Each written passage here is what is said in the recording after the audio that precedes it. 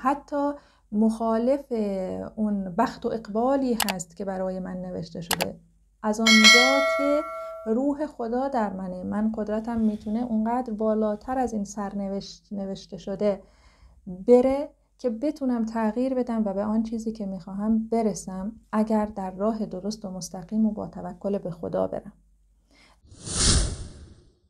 بسم الله الرحمن الرحیم. غزل شماره 23، دیوان حافظ. خیال روی تو در هر طریق همراه ماست. بعد از خوانش غزل به سراغ شرح و تفسیر آسان ابیات میریم. خیال روی تو در هر طریق همراه ماست، نسیم موی تو پیوند جان آگه ماست. به رغم مدعیانی که منع عشق کنند، جمال چهره تو حجت موجه ماست. ببین که سیب زنخدان تو چه میگوید، هزار یوسف مصری فتاده در چه ماست. اگر به زلف دراز تو دست ما نرسد، گناه بخت پریشان و دست کوته ماست. به حاجب در خلوت سرای خاص بگو، فلان ز گوشه نشینان خاک درگه ماست. به صورت از نظر ما اگر چه محجوب است، همیشه در نظر خاطر مرفه ماست.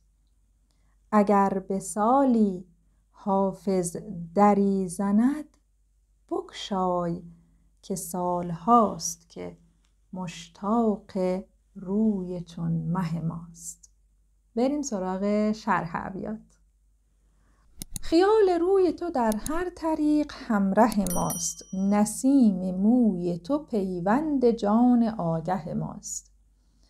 میگه با این که از شما دور هستم، به معشوقش میگه، اما هنوز فکر و خیال شما در سر من هست و هنوز اون آگاهی هایی که در زمان حضور با هم داشتیم، بوی موی شما، بوی حضور شما در شامه من هست و من هنوز با اینکه از هم فاصله داریم، پیش هم نیستیم، حتی بوی خاطراتمون هم میشنوم.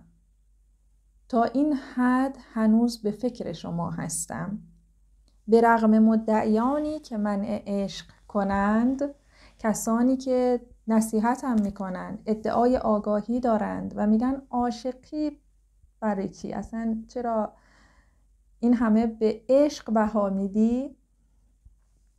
جمال چهره تو حجت موجه ماست. زیبایی شما برای من حجته، جواب قانع کننده برای این اشخاصی که من رو از عشق و عاشقی منع میکنن. ایشان اگر زیبایی شما رو ببینند، جمال شما رو ببینند، خودشون هم عاشق میشن. دیگه به من خورده نمیگیرن که چرا این همه به عشق بها میدی. زیبایی شما حجتی است برای من در برابر ادعا و مخالفت کسانی که عشق رو منع میکنند. ببین که سیب زنخدان تو چه میگوید. شعرا در اشعارشون، همین در اشعار حافظ هم، سیب زنخدان منظور این چال روی چانه است و کلا نشانی از زیباییه. هر آن کس که این چال رو داشته باشه زیبا چهره هست. میگه این نشان زیبایی تو هم حتی خودش میگه که خودش با من حرف میزنه. حالا ببین چی میگه. زیبایی شما داره به من میگه که هزار یوسف مصری فتاده در چه ماست. خود یوسف زیبایی، جمال و فطرت و کمال و ذات داشت. این همه عاشق داشت، این همه خواهان داشت. حالا 1000 تا از اون یوسفه که خودش این همه خواهان داشته خواهان منند. معشوق داره میگه، این بیت از زبان معشوقه، میگه زیبایی تو داره اینو به من میگه که حتی یوسف هم که خودش این همه عاشق داشت، الان 1000 تا از اون یوسف ها عاشق منند. اگر به زلف دراز تو دست ما نرسد، اگر من به شما نرسم، معشوقم، هدفم، خواستم. کلن توی اشعار حافظ وقتی میخوایم حتی گاهی که تفعول میزنیم بخوایم تفسیری بکنیم مطابق با نیتمون، معشوق همون خواسته ماست، هدف ماست. حالا همیشه معشوق جنس مخالف نیست، گاهی هدف و اون آگاهی و اون خواسته ای هست که ما میخوایم بهش برسیم، هر آنچه که هست. میگه حالا اگر دست من به معشوقم نرسه، به اون خواستم نرسه، من به اون خواسته ای که میخوام نرسم، مقصر خود من هستم که کوتاهی کردم، تلاش نکردم.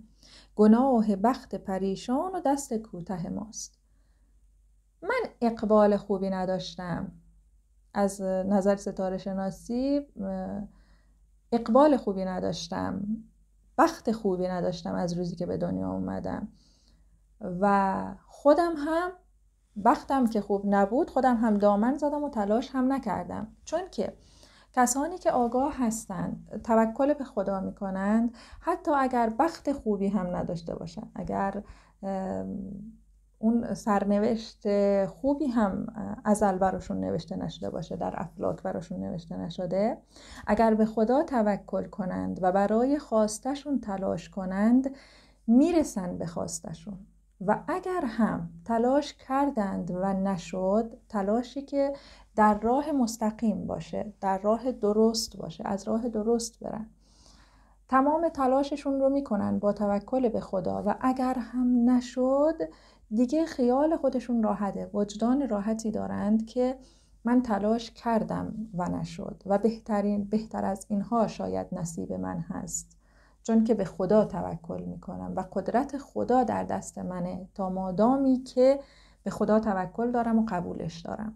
پس اگر چیزی میخوام که حتی مخالف اون بخت و اقبالی هست که برای من نوشته شده، از آنجا که روح خدا در منه، من قدرتم میتونه اونقدر بالاتر از این سرنوشت نوشته شده بره که بتونم تغییر بدم و به آن چیزی که میخواهم برسم، اگر در راه درست و مستقیم و با توکل به خدا برم. و اگر هم که نرسم، خواست خدا بوده و بهتر از اون قراره به من برسه. پس اگر من به شمای معشوق، به توی خواسته، به اون چیزی که میخوام نمیرسم، کوتاهی از خودمه که به اندازه کافی و یا به درستی تلاش نمی کنم. به حاجب در خلوت سرای خاص بگو. افراد همه برای خودشون یه خلوتگاهی دارن، یک جا و مکانی دارن که اونجا خودشون هستن و کارهایی که بهش علاقه دارن و گاهی به آگاهی هاشون میرسن، به دلخواسته هاشون میرسن و هر کسی در اون خلوتگاه راه نداره. خیلی باید بهش نزدیک باشن افراد که بتونن به اونجا برسن. میگه حالا به نگهبان در خلوت سرات که هر کسی رو به اونجا راه نمیدی، بسپار که اگر من اومدم بگو فلان ز گوشه نشینان خاک درگاه ماست. بگو اشکالی نداره، این عاشق من، این محرم من، اجازه بده بیاد.